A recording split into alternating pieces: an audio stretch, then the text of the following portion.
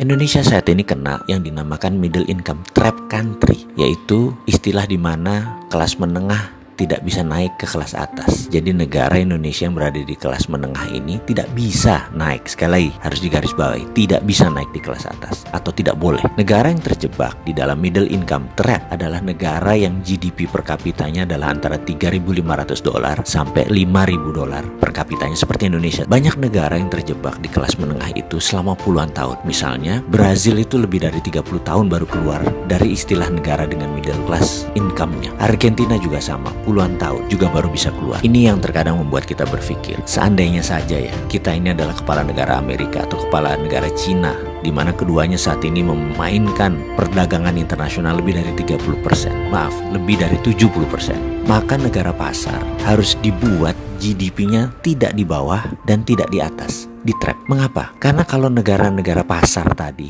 income-nya naik, maka negara tersebut harus menjadi negara produsen, dan ini malah menjadi kompetitor negara besar. Nggak boleh.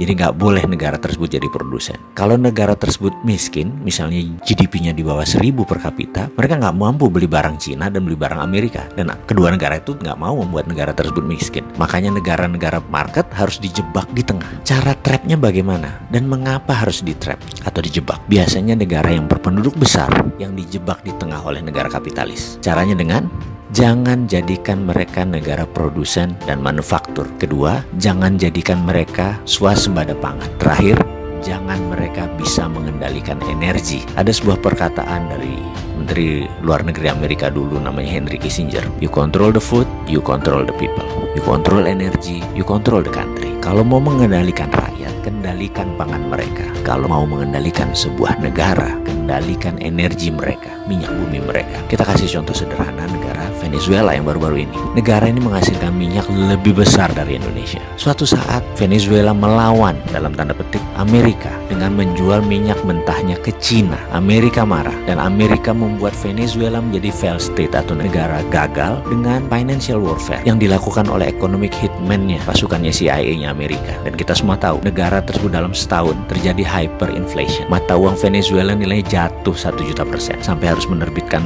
cryptocurrency sebagai ganti mata uang negara mereka. Sebagai catatan, Amerika sangat memperhatikan homeland security-nya. Jadi mulai dari ujung benua Amerika Utara sampai ujung selatan Chile, Argentina harus di bawah kendali Amerika. Jadi ya hal-hal negara seperti Venezuela ini disikat pasti. Oke, kita kembali ke topik. Bagaimana supaya kita keluar dari jebakan middle income country tadi? Kalau saya boleh memberikan saran, bagaimana kalau kita pakai apa yang Taiwan pakai, apa yang Cina pakai, apa yang Singapura pakai, apa yang Jepang pakai waktu di trap dulu, yaitu dengan TINA. Pasti paham kan, wahai pengelola negara, paham TINA.